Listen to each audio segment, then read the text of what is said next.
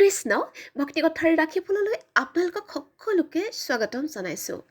ইংৰাজী নৱবৰ্ষলৈ ভক্তিকথাৰ তৰফৰ পৰা সকলোকে শুভেচ্ছা জনাই 2023 চনৰ বাৰ্ষিক ৰাখিফল আপোনালোকলৈ লৈ আহিছোঁ। 2023 বৰ্ষত বৃশ্চিক ৰাশিৰ লোকসকলৰ মানসিক স্থিতি প্ৰতিযোগিতামূলক প্ৰবৃত্তি থাকিব। আৰ্থিক ক্ষেত্ৰত যথেষ্ট শুভ হ'ব, কিয়নো ধনভাৱলৈ গুৰুগ্ৰহৰ দৃষ্টি থাকিব। এই বছৰটো য়ংষ্টাৰ্ছসকলৰ বিশেষকৈ শুভ। এটাৰ পৰা আনটো পৰীক্ষা দি গৈ থাকিব পাৰিব আৰু সেই অনুপাতে কৃতকাৰ্যও হ'ব। এই বছৰটোৰ ভিতৰত স্থাৱৰ সম্পত্তি আপোনালোকৰ বাঢ়িব। 2022 চনত প্ৰয়োজনীয় কামত টকা পইচা খৰচ কৰিব পৰা নাছিল, অৱশ্যে মজমস্তি ভালেখিনিয়ে হৈছিল আপোনালোকৰ। যুৱক যুৱতীসকলৰ বহু সংখ্যকে যিসকলে প্ৰেম সম্বন্ধত থাকিব বিচাৰে সেইসকলে ইতিমধ্যে প্ৰেম সম্বন্ধত বান্ধ খাই পৰিছে। আনহাতে স্কুলীয়া ছাত্ৰ ছাত্ৰীসকলৰ অনুপাতে উচ্চ শিক্ষাৰ শিক্ষাৰ্থীসকলৰ সময়খিনি যথেষ্ট শুভ আৰু 21 এপ্ৰিললৈ বিশেষভাৱে শুভ হৈ থাকিব। বৃশ্চিক ৰাশিৰ যিসকলে সন্তানৰ মুখ দেখাৰ পৰা বঞ্চিত হৈ আছিল সেইসকলৰ সন্তানৰ মুখ দেখাৰো সৌভাগ্য ঘটিব আৰু বহাগলৈ সময়খিনি যথেষ্ট অনুকূল হৈ আছে। আৰু আপোনালোকক শত্ৰুৱে পৰাভূত কৰিব বহুত চেষ্টা কৰি আছে, কিন্তু আপোনালোকক পৰাভূত কৰাটো তেওঁলোকৰ কাৰণে বহুত কঠিন হৈ পৰিব। 2023 চনৰ নৱেম্বৰলৈ এই ক্ষেত্ৰত নিশ্চিন্ত হৈ থাকিব পাৰে। আপোনালোকৰ কিন্তু স্থান পৰিৱৰ্তনৰ যোগ আছে।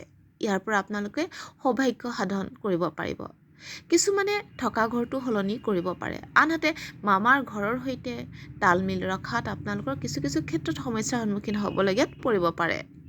ভাতৃৰ কাৰণে যথেষ্ট শুভ সময় আহিছে। তেওঁলোকে আৰ্থিক ক্ষেত্ৰত স্বাৱলম্বী হৈ উঠিব পাৰিব। বৃশ্চিক ৰাশিৰ যিসকলে সৃষ্টিশীল কৰ্মৰাজিৰ সৈতে জড়িত সেইসকলৰ বহাগ মাহৰ আৰম্ভণিৰ পৰাই শুভ সময় আহিব।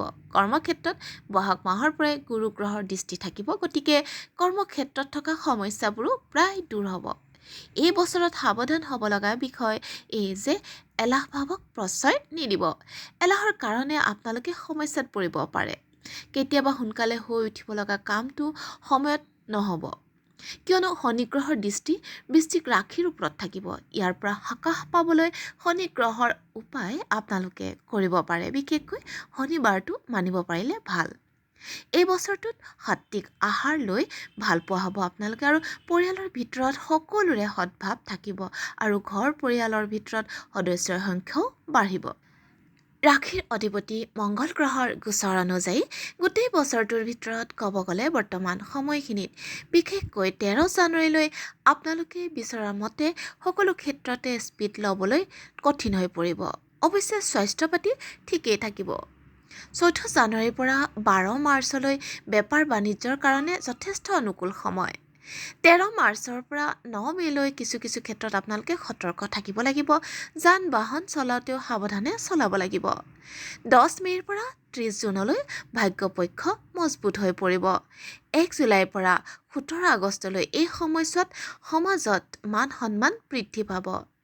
18 আগষ্টৰ পৰা 2 অক্টোবৰ মাহৰ ভিতৰত কোনোবা নহয় কোনোবা এটা আশা পূৰণ হোৱাৰ যোগ পৰিছে। 3 অক্টোবৰৰ পৰা 15 নৱেম্বৰলৈ এই সময়ছোৱাৰ ভিতৰত খৰচ বাঢ়িব। 16 নৱেম্বৰৰ পৰা 27 ডিচেম্বৰৰ ভিতৰত চাকৰি সংক্ৰান্তীয় কাম কাজত শুভ ভাৱত থাকিব। ভক্তিকথাৰ ৰাশিফলৰ যোগেদি বৃশ্চিক ৰাশিৰ 2023 বৰ্ষৰ বাৰ্ষিক ৰাশিফল আপোনালোকলৈ আগবঢ়ালোঁ। পুনৰ লগ পোৱাৰ প্ৰতিশ্ৰুতিৰে আজিলৈ ইমানতে আমি অন্ত পেলাইছোঁ, আৰু আমাৰ বিচাৰসমূহ যদি গ্ৰহণযোগ্য বুলি ভাবে তেনেহ'লে আমাৰ ভক্তিকথা চেনেলটো ছাবস্ক্ৰাইব, লাইক আৰু কমেণ্ট কৰিবলৈ নাপাহৰিব। কৃষ্ণ।